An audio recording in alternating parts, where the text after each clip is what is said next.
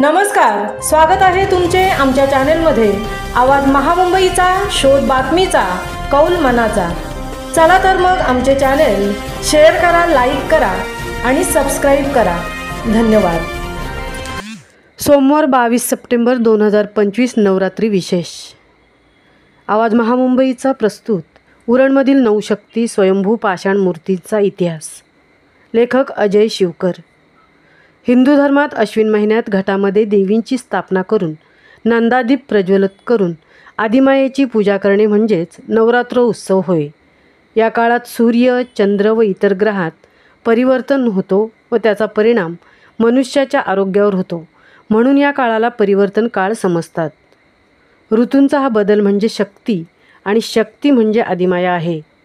उपासना, संयम, ब्रह्मचर्य व यज्ञ हे सर्व या काळात केल्याने मनुष्याला नवी उमेद, उत्साह, आरोग्य, स्मरणशक्ती व बौद्धिक विकास होऊन आत्मा शुद्ध होतो। म्हणूनच हिंदू धर्मामध्ये नवरात्रीला फार मोठे महत्त्व आहे। त्यातील उमा, गौरी, पार्वती, जगदंबा, भवानी ही सौम्य रूपे, तर दुर्गा, काली, चंडी, भैरवी, चामुंडा ही उग्र रूपे।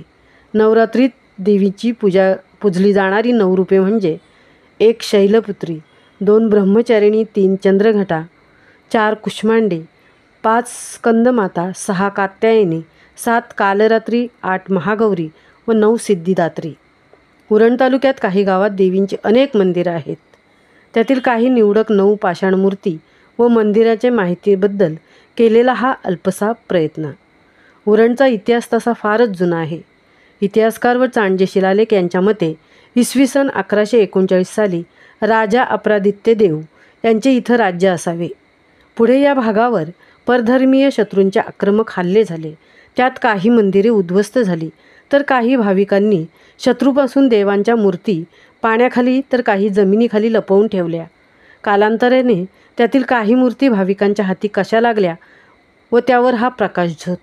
देवीचे आजचे पहिले रूप आहे शैलपुत्री। शैल म्हणजे पाषाण आणि पुत्री म्हणजे कन्या, मुलगी। देवीच्या रूपाची आराधना केल्याने आपल्यामध्ये पाषाणाप्रमाणे अढळ प्रतिबद्धता येते। भटकणारे मन देवीच्या या रूपाच्या स्मरण मात्रे खंबीर, निडर आणि शांत होण्यास मदत होते। जाणून घेऊया उरणच्या पहिल्या देवीची माहिती। उरणची उरणावती देवी। इसवी सन 1542 मध्ये महादेव रामजी यांनी देऊळवाडी वसवले। तिथे स्मशानभूमी व फक्त एक छोटेसे शिवमंदिर होते। तेथील रहिवासी जानू गुरव यांच्या स्वप्नात नेहमी देवी यायची। एक दिवस आपल्या ओळखीच्या ब्राह्मणाला घेऊन देवीने सांगितलेल्या ठिकाणी म्हणजे आत्ताची ONGC कंपनी इथे खोदल्या असता पाषाणाची मूर्ती सापडली। तेथे सर्व जंगल म्हणजे वन होते। शिव मंदिराच्या बाजूलाच देवीचे मंदिर बांधले आहे। वनाच्या उरातून आलेली ही देवी म्हणजे उरणावती देवी। उरणचे नाव पहिले ऊर, वत, वन, दुसरे उरवन, तिसरे ओरण व चौथे याच देवीमुळे उरण हे नाव पडले। उद्या मंगळवार 23 सप्टेंबर, उद्या देवीचे दुसरे रूप आहे ब्रह्मचारिणी आणि उरणच्या दुसऱ्या देवीची माहिती घेणार आहोत। मोरागावची संजीवनी देवी अर्थात आई एकविरा।